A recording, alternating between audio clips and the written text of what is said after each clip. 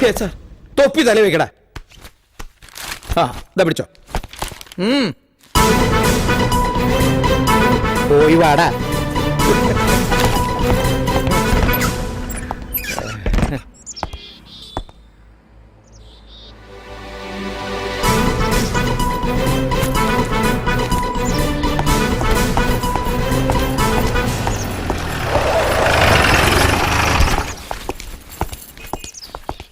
Hello, ഒന്ന് നിന്റെ credit അടിച്ചെടുത്തതും നിന്നെ ചൊറിഞ്ഞത് കൊണ്ടുവാ നീ എന്നെ തല്ലിയെന്ന നിന്റെ വളർത്തച്ഛൻ വീറോടെ വാദിച്ചത്.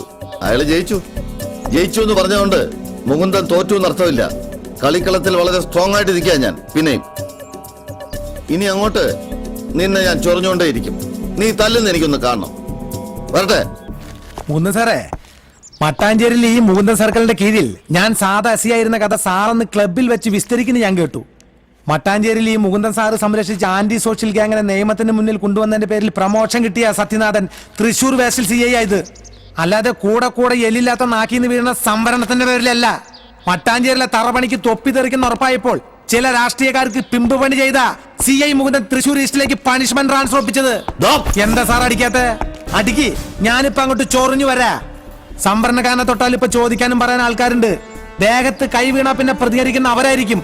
കടലിൽ മീൻ പിടിക്കുന്നവൻ മുതൽ മുൻ രാഷ്ട്രപതി വരെ നീളുന്ന അടിസ്ഥാന വർഗത്തിന്റെ പ്രതിനിധികൾ. പിന്നെ പഴയ പോലെ ഡിസ്മിസില് പണിഷ്മെന്റ് ട്രാൻസ്ഫർ ആക്കാനും വലിയ ബുദ്ധിമുട്ടായിരിക്കും. കാരണം ഈ കൊച്ചു കേരളം ഭരിക്കുന്നതും ഒരു ചെറിയ സംഭരണക്കാരുടാളാ. ഇവിടുത്തെ പാവപ്പെട്ടവന്റെ ഒപ്പം നടന്ന് അവന്റെ വീട്ടിലെ കപ്പയും കാന്താരിയും കഴിച്ച് ഒടുവിൽ ഇവിടുത്തെ അധ്വാനിക്കുന്ന ജനം തോളിലേറ്റി സെക്രട്ടേറിയറ്റിൽ എത്തിച്ചവൻ. അപ്പൊ പിന്നെ ജോലി പോയി തന്നെ. അങ്ങനെ സംഭവിച്ചാൽ എന്നെ പോലെ വേറെ പണി ചെയ്യാനൊന്നും സാറിന് അറിയില്ലല്ലോ. ആകെ അറിയാവുന്ന പണി ചെയ്യാൻ ഐസ്ക്രീം പാർലറും ബ്യൂട്ടി പാർലറും മന്ത്രിമാരും തന്ത്രിമാരും കൂടി മത്സരല്ലേ. അപ്പൊ പോട്ടെ മൂന്തൻ സാറേ. സാറേ, ഇത്ര കരം പേട്ടി അല്ല സാറിന് കാര്യം പിടിയിട്ടില്ലേന്ന് ഇപ്പൊ നാരായണാരായി.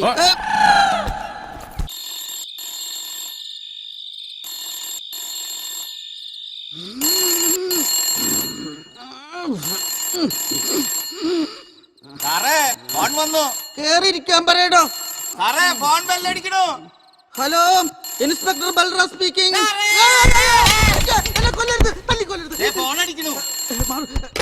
ഹലോ, പോലീസ് സ്റ്റേഷനിലെ തൃശൂർ പാലക്കാട് ഹൈവേയിൽ മണ്ണുത്തിക്കടുത്ത് റോഡ് കമ്പനി ഒരാൾ കൊല ചെയ്യപ്പെട്ട് കിടന്നു.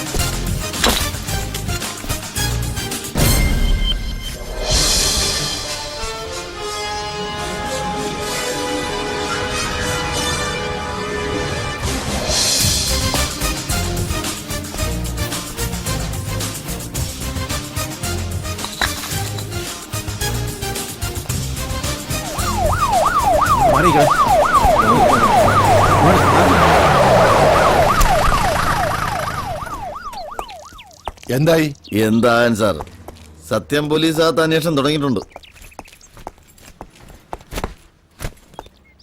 സാർ, ബോഡിയുടെ വയറ്റിൽ കുത്തിയ പാടുണ്ട്. കൂടാതെ തലയിൽ നിന്ന് ഒരുപാട് രക്തം വാർന്നു പോയിട്ടുണ്ട്. കൂടുതൽ അന്വേഷിക്കാനെന്ന് മെനക്കെടണ്ട സാർ. പണം തട്ടാനോ മറ്റോ ആരെങ്കിലും ചെയ്താവും. ഹൈവേയിൽ ദിനംപ്രതി കാണുന്ന അജ്ഞാത മൃതങ്ങളുടെ പട്ടികയിൽ ഒന്നുകൂടി, അത്ര തന്നെ. സംഭവം നടന്നിരിക്കുന്ന എന്റെ സ്റ്റേഷൻ അതിർത്തിയിലാ. എന്ത് വേണമെന്ന് ഞാൻ തീരുമാനിച്ചോളാം. Sorry sir. താൻ ചൂടാവാതെ, ഇയാള് പറഞ്ഞാലും കാര്യമുണ്ട്. പല പല സ്റ്റേഷനുകളിലായി എത്രയോ കേസുകൾ തെളിയാതെ കിടക്കുന്നു. അങ്ങനെ ഞാനിത് വിട്ടുകളയാൻ ഉദ്ദേശിക്കുന്നില്ല സാർ. ഇവിടെ നിന്നല്ല, ഞാൻ ജോലി ചെയ്ത ഒരു സ്റ്റേഷൻ അതിർത്തിയിലും അജ്ഞാത മൃതദേഹം എന്ന പേരിൽ തെളിയിക്കപ്പെടാതെ കിടക്കുന്ന ഒരു കേസും ഉണ്ടായിട്ടില്ല. ഇവിടെയും അതുപോലെ തന്നെയായിരിക്കും. കൊല്ലപ്പെട്ട ആളുടെ ഊരും പേരും കണ്ടുപിടിച്ച് ഞാനിത് തെളിയിക്കുക തന്നെ ചെയ്യും. സമയം മെനക്കെടുത്താൽ നമുക്ക് പോവാം സാർ. എന്തായാലും എന്റെ സ്റ്റേഷൻ അതിർത്തിയല്ലോ. സക്കറിയ സാർ, വണ്ടി നടക്കട്ടെ നടക്കട്ടെ.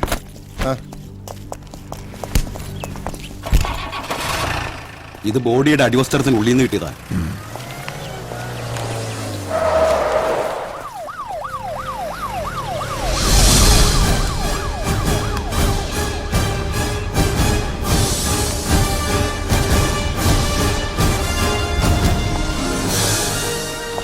ബൽറാമേ, യെസ് സർ.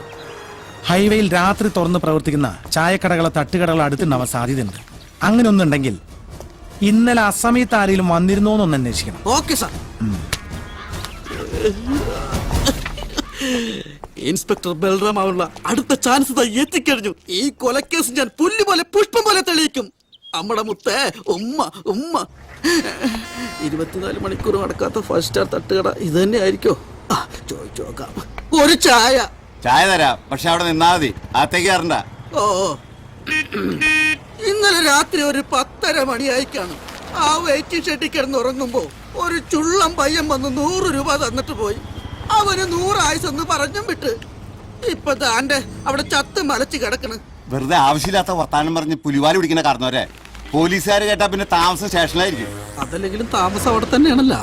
വേഗം ചെക്കുന്ന നോട്ട് മാറ്റിക്കോ, അല്ലെങ്കിൽ പോലീസ് വട്ടി മണം പിടിച്ച് കാരണവരുടെ അടുത്തേക്ക് വരും. അത് മാറ്റാനാ ഞാൻ ഈ ചായ തന്നെ കുടിക്കണത്. അതൊന്നും വേണ്ട, ചായയുടെ കാശ് കിട്ടിയില്ലെങ്കിലും കുഴപ്പമില്ല.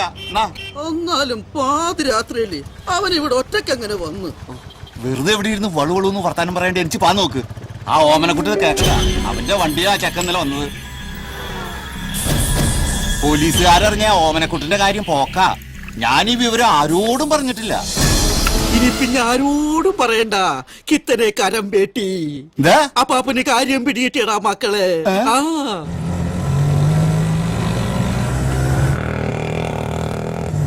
ലെഫ്റ്റ് ലെഫ്റ്റ് ലെഫ്റ്റ് ലെഫ്റ്റിലോട്ട് പോട്ടെ. ലെഫ്റ്റ് അത് തെറ്റിപ്പോയി. റൈറ്റ്. ആ അതെ അതെ, വലത്തോട്ട് ഇരുന്ന് 4ാമത്തെ വീട്. അതൊരു സിനിമയല്ലേ? അല്ല, ഇതൊരു ആക്ഷൻ സീരിയലാ. എടാ സത്യ, നിന്നെ കാണാൻ ആരോ വരുന്നുണ്ട്. ഓ, ഇവനായിരുന്നോ? ഇവിടെ വാടാ. എന്നെ കയ്യിൽ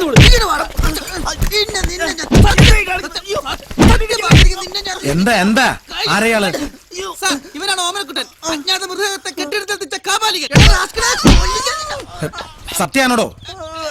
കൈമാറ്റ അയാൾ വല്ലതും പറയട്ടെ. Sorry sir. എനിക്കൊന്നും അറിയില്ല സാറേ. ഞാൻ അയാൾ അവിടെ കൊണ്ടാക്കി എന്നുള്ളത് നേരെ.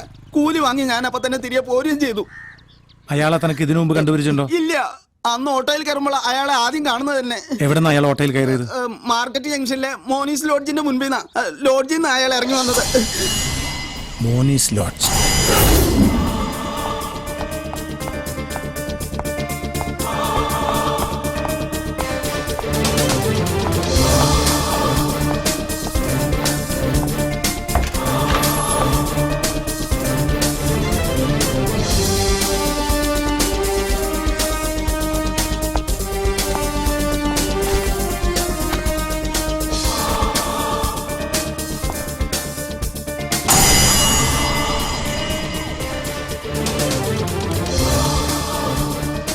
പനാജി ബ്രാഞ്ച്, ഗോവ. സാർ, ഇതിൽ അവന്റെ അഡ്രസ് ഉണ്ട് സാർ.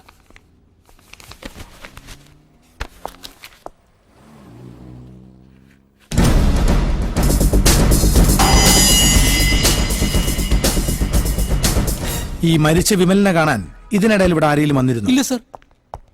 സാറേ, അയാൾ ഇല്ലാത്ത നേരത്തെ ഒരാൾ ഇവിടെ അന്വേഷണം വന്നിട്ടുണ്ടായിരുന്നു. പുറത്തേക്ക് പോയെന്ന് പറഞ്ഞപ്പോ അയാൾ തിരിച്ചു പോവുകയും ചെയ്തു. പിന്നെ ഇന്നലെയും ഇയാൾ അന്വേഷിച്ച് വന്നിരുന്നു സാർ. വിമൽ റോയ് തിരിച്ചെത്തിയെന്ന് ചോദിച്ചു. അയാൾ ഇല്ലെന്ന് പറഞ്ഞപ്പോ പെട്ടെന്ന് അങ്ങ് പോവുകയും ചെയ്തു. ആകെപ്പാടെ ഒരു പന്തികേടിന്റെ ഒരു മണം തോന്നി സാർ. മണം തോന്നാൻ താനെന്താ പോലീസിനായോ?